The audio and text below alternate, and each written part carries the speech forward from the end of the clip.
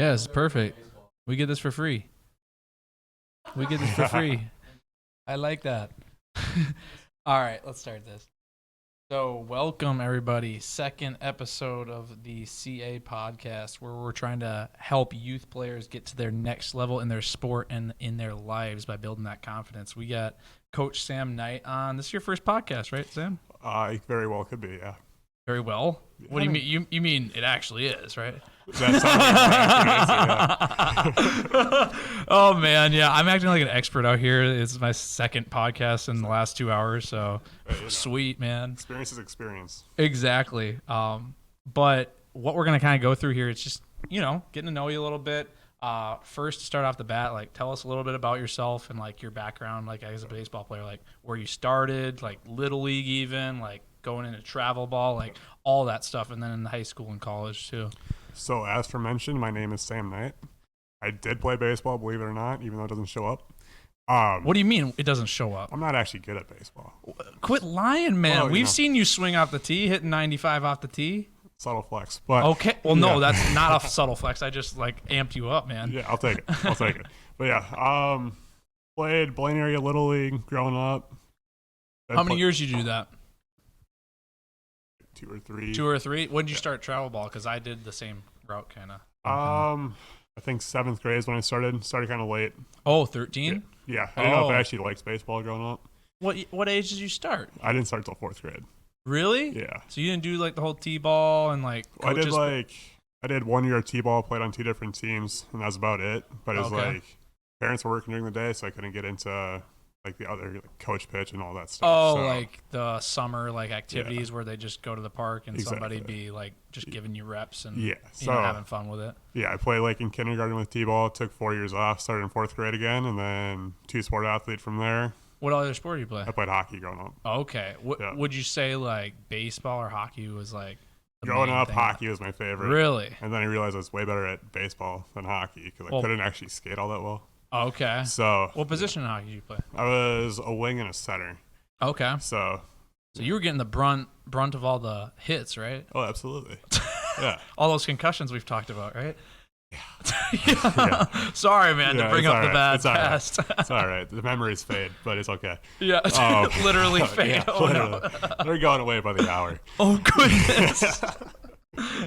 But oh, man. Yeah, got to 7th grade, and that's when I was playing with like Carrie and Cade McMahon, or Carrie being the coach, and then Cade and Mickey being yeah. So they helped John Carlson coach the VFW team this summer. Yeah. So I think Mickey was actually Coon Rapids at that time too, but he ended my pitching career that year.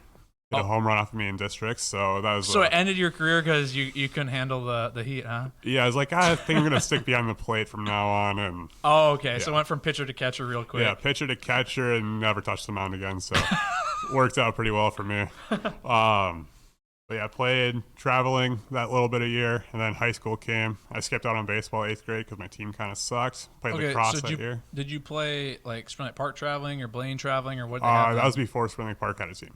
Really? And what year would that have been? Like, started high school in 13, so like 2012, I think. Okay, so the year I graduated. Okay, yeah.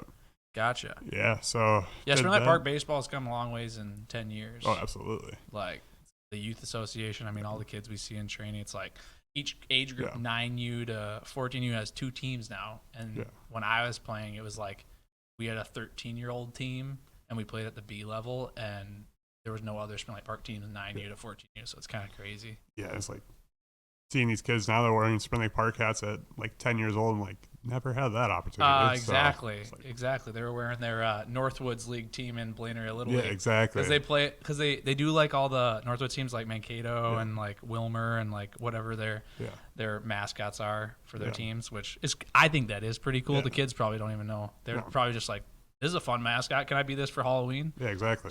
Yeah. It's like, what's a dock spider or something like that? Exactly. Lacrosse loggers? Who the hell is that? Exactly. Some weird teams, but pays the bills. Oh, well, exactly. Those teams, I mean, that's what, a lot of us strive for trying to get to that level. Exactly. So tell us a little bit about your high school experience and then the college. High school, played at Spring Lake Park with Mason.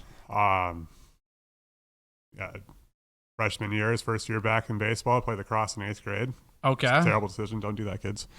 Yeah, we don't want to lose baseball players to lacrosse because that is the epitome of we failed. Yeah, if you can't hit a fastball or a curveball, play lacrosse. But if you can do anything athletic, play baseball. Absolutely. So played freshman year. I started on the freshman team and then played a game. Who was your coach then? I don't even know who the coaches were. I think ninth grade.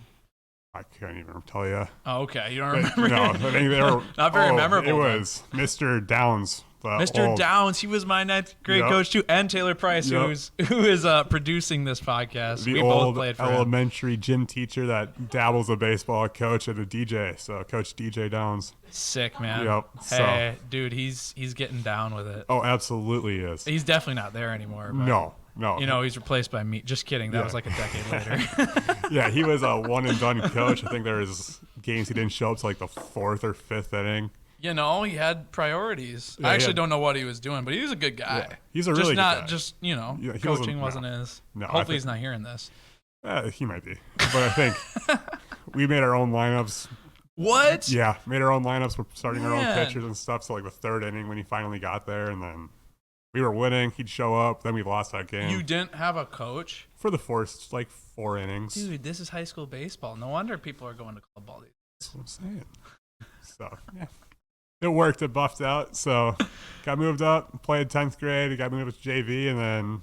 During your 10th grade year? Or? Yep. Okay. Yeah, so then nice. Played varsity the rest of my high school career. So sweet. And were you catching mostly? Yeah, primary catcher. Split time with Mickey my junior and senior year, and that's about it. Sweet. So your high school career went well. You progressed a little bit after staying consistent, actually playing the game each year. Yeah, exactly. That lacrosse year, we won't even mention that again. No, it was a waste of time. Exactly. Yeah. I can see that. Yeah.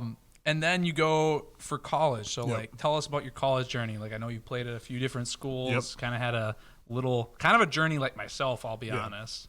Yeah. So junior year, I just hit 467 high school year. So I started getting some college offers. Sweet. And that's in the Northwest Suburban. Yeah. Northwest Suburban. So I think that year we had some dogs. Oh, yeah. So I think Trent Palmer was in that, and he's with the Blue Jays organization right now. And then we played out of conference against Drew Gilbert, Will Frisch, and Stillwater. Oh, yeah. I've heard all those guys, yeah. Drew just got drafted by the Astros this past summer. And then I think Will Frisch is still at Oregon State and one of their best pitchers. Whoa. And then Sam Carlson down in Burnsville, who's obviously with the Mariners, and his younger brother Max at North Carolina. So I had all those guys day in, day out pretty much, and then a few other stud defenders. But anyways, getting some college offers, nothing too major. Yeah. I had Bethany and Northwestern as my 2 biggest offers. And what did you decide to do? I toured both. Bethany was just a little bit too small, felt too much like Spring Lake Park. Oh, yeah.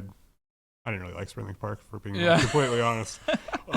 So I went with Northwestern because they told me right out of the gate they had 7 uniform combinations, and in my head is they're different every single game day. It's gonna be sweet. So let's really? Do that. Yeah. They had that many for a Division III NCAA school. Exactly. Yeah. Well, man, they were really selling it. That's literally what all of our players currently would probably be like. Oh heck yeah, I'm going to do that. Yeah. So 7 uniforms. The important stuff. Yeah. 7 uniforms. A really nice, beautiful turf field. Oh yeah, that field is really nice. Beautiful campus, and it's 15 minutes from my house, not 2.5 hours down at Mankato. I think every Midwest field, especially Minnesota, should have a turf field in order for us to play early spring season games we've been accustomed to in high school and college ball.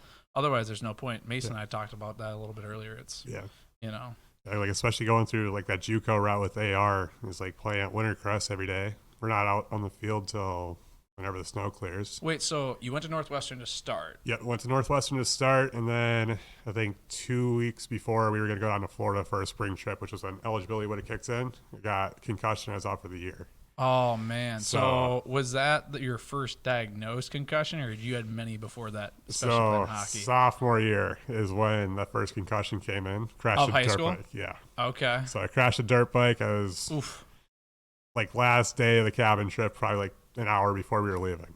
Oh, man. That's the worst way to end it. Yeah, we're going to be a little bit risky. Kick it up into 6th gear on a straight path. Forgot there's a turn in the trail. Back wheel slid out, slammed my head on a rock going down, rolled face first into a tree. So it tells me that you being a catcher and being in hockey and on a dirt bike is you're a thrill seeker a little bit? thrill seeker a little bit, a little stupid, but it's okay. We'll just say, it wasn't the best circumstance, but yeah, let's go with that. yeah, that we'll go with better. that. Yeah, nothing that you chose to do. No, absolutely not. Tell us a little bit about your journey. So after Northwestern, you went to AR. Yes. So my original plan was transfer to go to Century because we got beat pretty bad by Century in fall ball that year. Oh yeah, they're good. Yeah, I think it was 10-run difference both games. And I was talking to my coach after, is like, I don't like losing, so I want to go out and I want to beat these guys. Like, okay, well, all these guys can go D2, D1. Pretty much is like, okay, we should still beat them. They're JUCO.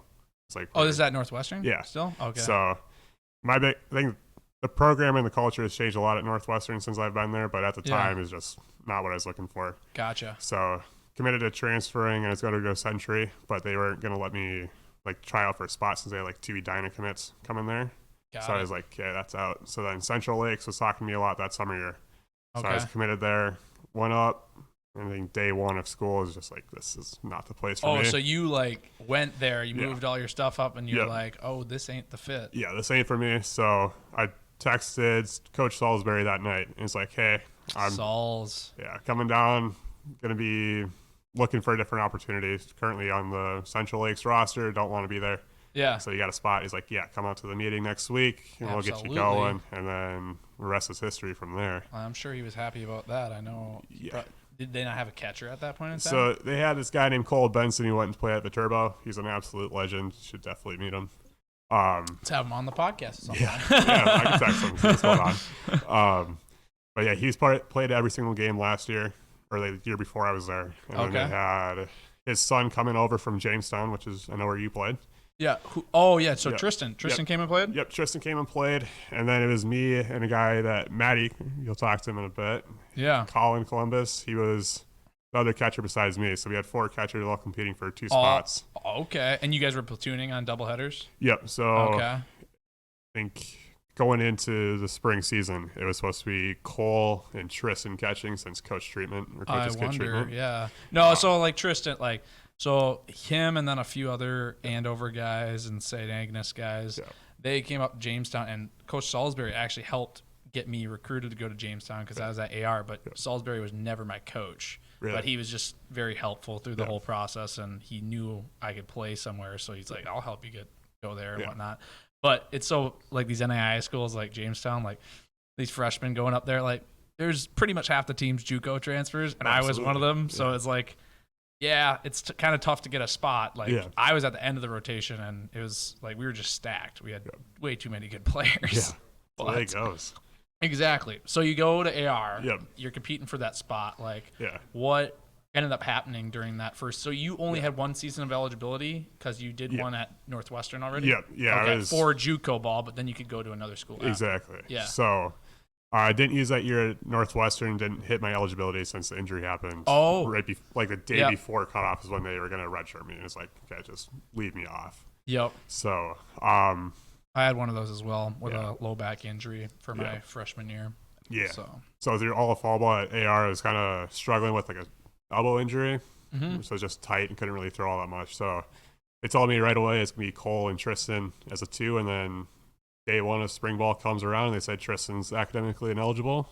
So now it's my time to shine and let's go for it. Well, I guess a blessing in disguise for you. Yeah, worked out. I hit 370 that year. So sweet. That's awesome, I'll take it. And then what ended up happening after AR? Yeah, so hit 370, played some pretty good defense. Started receiving a little bit of traction with some higher offers. I had a couple schools reach out to try and get me to go down there for camps and showcases and all that stuff. So biggest ones were Louisiana Tech, Arizona State. Okay. Kind of fell in love with everything that the Arizona State was going to go down there and walk on. But concussion number 4 and blew out my shoulder. So all that got shut down. And that was just this last year, right? Yeah, last year, 2 years ago, somewhere in there. So. Okay. Yeah. No, I remember you telling me about your shoulder. Yeah. Still probably need to do something about that, right? If you're going to. Yeah, I should probably get surgery on it if we're being realistic, but that's. Well, that's your journey a little bit. Are you still continuing to play, or now is it No. I'm just doing town ball on the sides kind of thing. Okay. But you got a team right now that you're going to play for this next year? Roster with Rogers, but okay. not. You're open for applications? Open for applications. Okay. So I can. Yeah, I'll go play with you. We'll see Hey, that. man, I don't know if there's a starting catching job, but like those town ball teams, like you got an age range of like 18 to 36-year-old men, Yeah.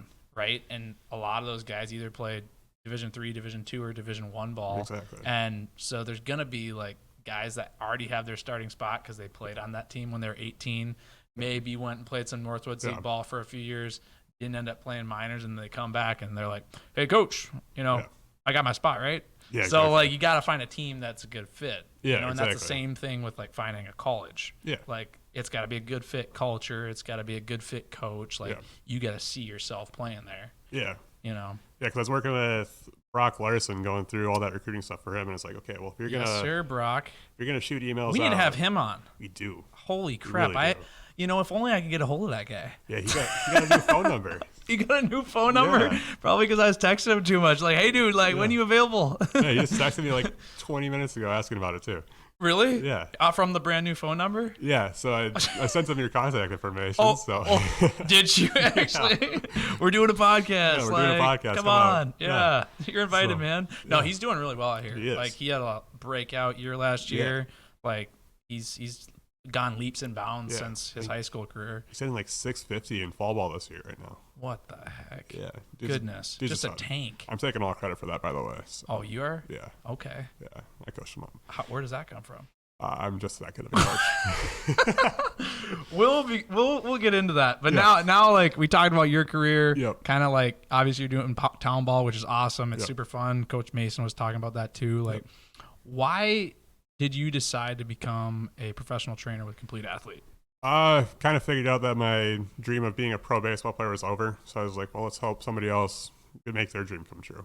Absolutely. So working with the youth players. Yeah, and it really started with Brock because that year I was out at Northwestern. I was coaching at Spring Lake Park. And I really took, you were? Yeah. Which team? The varsity team. Oh, you were? Yep. Sweet. I was Tom Nergard's assistant coach. Okay. So I reached out to Bailey when I found out I was out for the year. I was like, hey, you guys want a first base coach, catcher coach come out? He's like, yeah, absolutely. Awesome. So, I didn't know that. Yeah. So what year was that? That was 2018. Okay. So you did some coaching there, and then did you do any in between your playing career? Probably not because you were too busy playing. Yeah. At AR, I was kind of done and then worked some other jobs. Worked at Under Armour and Dick's Sporting Goods, and I worked for the Twins too, coaching their youth camps. Okay. So that's where I found out I like coaching more than I liked playing anyways. So why is that? I feel like it's more fun to see the kids actually take an interest in what you're teaching and then watching them succeed. Yeah. No, it's really rewarding. Yeah. You see like kids like, and that's the big thing, like they learn something, they take it, they build the confidence, and then they carry themselves differently. Like that's the reason why I got into coaching and training, and I'm glad you feel the exact same way.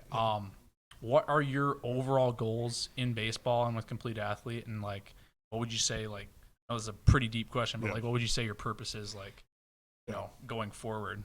Yeah, so the goals as I have it is right now is October 14th, 2022 is either GA spot at some big school. So, I mean, ideally like an Ole Miss kind of thing, but they're kind of good. So I'm not sure they're going to be looking for. What do you mean GA? Graduate assistant coach. Got it. See, I need to get into lingo because otherwise like our listeners aren't going to know it. That's fair. That's fair. So yeah, basically just be an assistant coach for 1 or 2 years while I do grad school, or otherwise shooting for front office for either like the Rockies, the Twins, or the Braves. Okay. So, and what are you currently doing right now? I know you train with us on some evenings, and then you also train with another organization. We won't mention the name. No, it's fine. And then what else are you doing? Yeah, so past couple of years, been working with the Twins with their community engagement department, doing youth camps. Yeah, you were doing that all summer. Yeah, all summer long, bunch of different cities, bunch of different locations. Get a wide range of talent and ages in there and focus levels. So yeah, that's the biggest reason I wanted to switch into the club ball part of I want more consistency with what I'm working with instead of a kid that's never touched a baseball glove in his life and that one kid that's probably going to be a varsity starter in a couple of years. Yeah, so you're saying like the differences between training levels. Like Mason and I were briefly touching on that, like kind of where baseball's gone from like little league, traveling, club ball. Like now, like you have, the players where if you're competing at all, you're playing traveling ball, but then in the off season or seasons where you're not with your travel ball team, you're with your club team. Exactly. So, I mean, we've seen that too. what would you say, like, as an organization like us, like, what are we able to provide that youth organizations aren't really able to provide? More consistency with coaches, because at least growing up as a new coach every single year, and they didn't do much, and then all of us were pretty in depth with what we know. We're all pretty well rounded with everything. Absolutely. Whether it's hitting, fielding, pitching, all the little aspects. And what's your expertise? My biggest thing is not pitching. I can't pitch. Definitely not pitching, man. Like, I mean, Maddie's probably going to be coming for you in his next episode. Like, yes, I am the catching coach. Yeah, I'm the yeah. So catching and hitting is my expertise. That's Okay. So that's what I attempt to teach the kids and help them out with. Yeah, you're good at it, man. Oh, you're really good at it. What would my next question that actually? What is your favorite training tool to use with players you train? Yeah. So my favorite tool is with the catchers. I take an old catcher's glove and I cut out the top part of the web. Okay. So that way you only have the pocket to catch with. Otherwise, if you mess up, you're getting drilled in the face and then you end up like me. So, we'll have to tell that funny story when we were doing our practices with the teams. Well, I don't think a concussion happened with that, but I know you. I don't know if you had to do something with your nose. Yeah. Like, so if you can see on the camera, there's a nice little bump in the nose. So it's still there. It's still there. Goodness gracious! I slept through that plastic I'm like, surgery we need to appointment. bump up our insurance here quick. Yeah. So coaching an 11U practice, getting a pitcher warmed up. Oh, that was fun. Yeah, and then batter steps in. It's like, I've got enough concussions. We'll send this. Oh yeah, no mask, just no like mask. out there. You got your shades on, like ready to go. Yeah, I thought they were good enough to hit the ball forward at least, and didn't work out so well. Caught a nice foul tip right back in the nose. Nice little gash from the glasses, and Oh yeah, no blood just streaming down like the middle area just punctured, and then.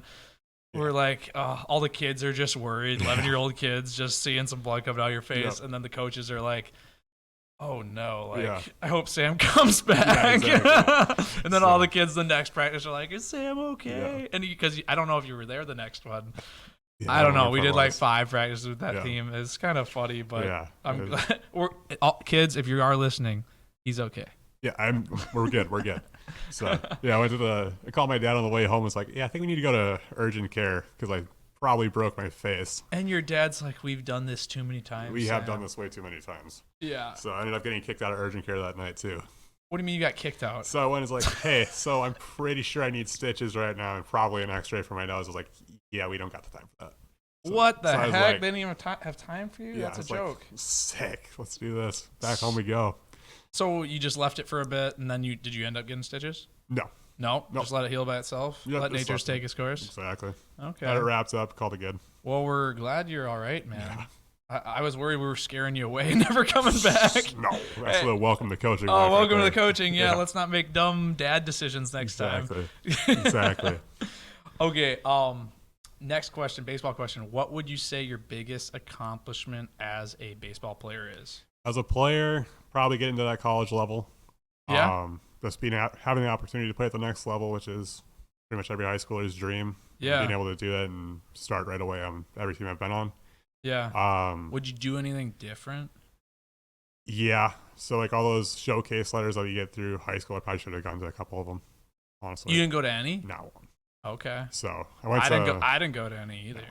I went to one after I already committed to Northwestern, and that was just here's what we got coming. Cherry on top. Exactly. It's yeah. Like, cool. There's no.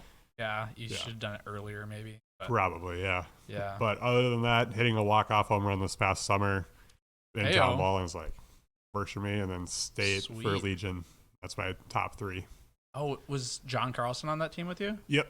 Yeah, I think he told me about that briefly. Like, I don't know exactly what happened with that team. So I think enlighten me? We only won like 4 or 5 games that year on varsity. Okay, so the spring high school season, like it was just rough. Yeah, it was last year of Dainty and Boyce's regime there, which both of you guys did a lot for me and Mason as far as career goes. Yeah. And then Luther Kangas took over that summer team with my dad, and then the rest is history. We only lost like 4 games, including our 2 in state. How many games did you play? I think our final record was like 23-4. Oh wow! So you're playing with good teams too. Pretty good teams. Yeah. Lost out to I think me and Cato West and Excelsior. Oh State. So Yeah, a lot of legacy with those programs, especially Excelsior. Oh, yeah. But I haven't heard of a Spring Lake Park Legion team doing that before, so that's pretty. Yeah, I think we're the only team to do it. Oh, awesome! So, that's cool. good to hear. Yeah. All right, who do you look up to and why? Simple answer is my dad. There you go. A lot of sacrifices made throughout my life. Big baseball guy?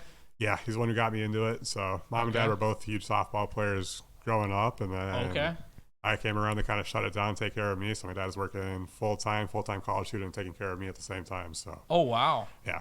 He was working hard. Yeah, absolutely. So a lot of sleepless nights, and then here we are. Sweet. So. Well, he worked his butt off so you could love the game of baseball. Exactly.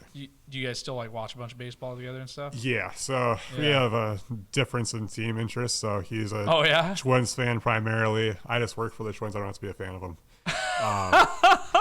So, they better not be listening to this. You don't go with our passion of this organization. You're out of here, man. They'll be fine. It's not like I tell the kids I work with that I'm a Rockies fan, but that's hilarious. Yeah, you love Colorado. Don't you? You want to eventually move out there? Yeah, exactly. So actively looking for jobs out there. Nothing showing. Are you just trying to hit the ball farther in that mile high play? Yeah, it helps, but you're like, I want to hit the ball farther than I can here. Yeah, it's diehard Rockies, diehard Avalanche. So are you okay? And did the Avs win it last year? Yeah. Okay. So, your gloating starts. Okay. Next, what is your ideal day? Ideal day. On an ideal day. The ideal day is probably a championship Sunday in a tournament where we're actually winning the thing. Absolutely. For club ball? Yeah, for club ball. Taking out Great Lakes at the end because that's the team I just can't stand the most. Oh, man. We all have those teams that we don't like. Yeah, they do get pretty rowdy over there, I will say. Certain teams, one team we played this year, not really. The other team, they got rowdy. Yeah, they have a solid program over there, but it's just not one of the things I like. So yeah, we like winning baseball games. Yeah, I want to win baseball games. I don't want to lose.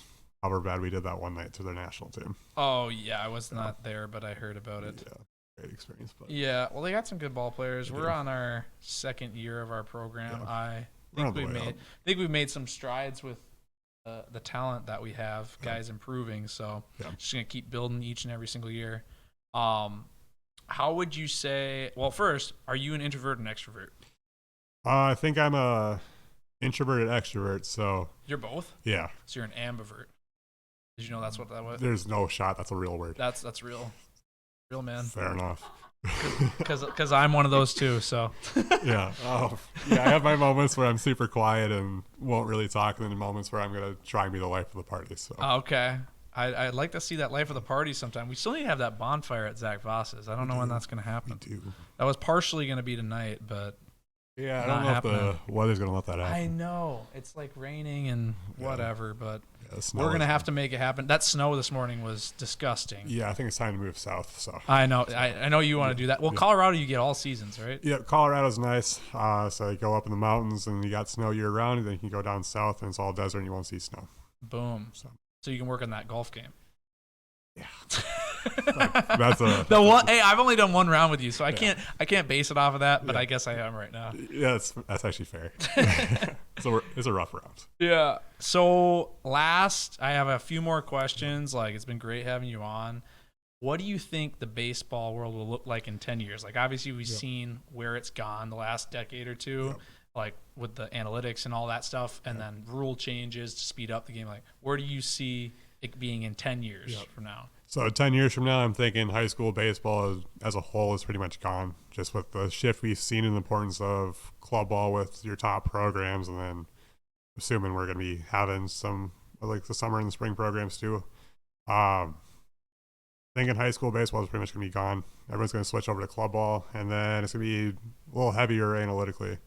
So it's kind of the shift we're making. Just gonna have to find that right balance of. That's the next thing I was gonna say. Like, what is the right balance? Because I'm halfway in between like the old school methodologies, just hitting your spots, getting a good feel for the ball, and then like you even saw it with major league teams this year, like guys on the bench after at bats, looking at every single little detail with their swings and stuff, and then some of the old timers are like, guys, get up here, watch the game.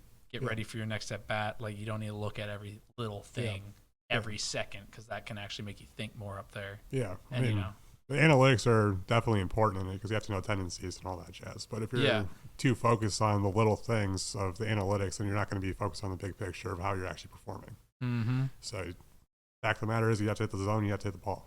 So. Exactly. Hopefully, we see a rise in averages next year. But with pitching where it's going, that brings us into Maddie next episode. Like, pitching is extrapolated, like, where players can go. Obviously, hitters are hitting the ball further than they ever have before, and pitchers are throwing the ball harder, which makes it tougher. So it's either home run or strikeout. Exactly. You know? Pitcher provides a lot of power nowadays. So exactly. You don't have to do much. Just got to put the bat on the ball. Exactly. And then last thing that I have you, what is your favorite candy bar? Jeez. This wasn't on there. Sorry. I didn't warn you. I've been a Twix guy most of my life, but making a comeback with that $100,000 bar. $100,000, man. Yeah, they're solid. Well, yeah. I mean, they're really good. Not as good as Baby Ruth, but you know, it is what it is. Oh, yeah. Beg to differ, but it's okay. And where can listeners find you online if they're looking you up? Instagram, Twitter, Snapchat, Facebook. What's your Instagram handle? Oh, jeez, I have to pull that up. It's like, I think it's Sam Knight 252. Okay. Well, no, you don't need to pull it up, but if that's what it is, we'll put it in the show notes. I think that's what it is. Oh, you think so? Okay. I've been wrong like once or twice before, but nothing more than that. All right. Yeah. What's your Twitter? Yeah, I got no clue. Oh, you don't even know? Okay. I don't know. Sounds good. We'll just leave it for Instagram. Yeah, works for me. That works. And then if anybody wants to train with you this off season, where can they, book with you and whatnot? I'm assuming that's probably the Complete Athlete website. Absolutely. Otherwise, shoot me a message on Instagram and I'll just refer you to the Complete Athlete website. Perfect. Sweet. Thanks for coming on, Sam. Absolutely. Good stuff.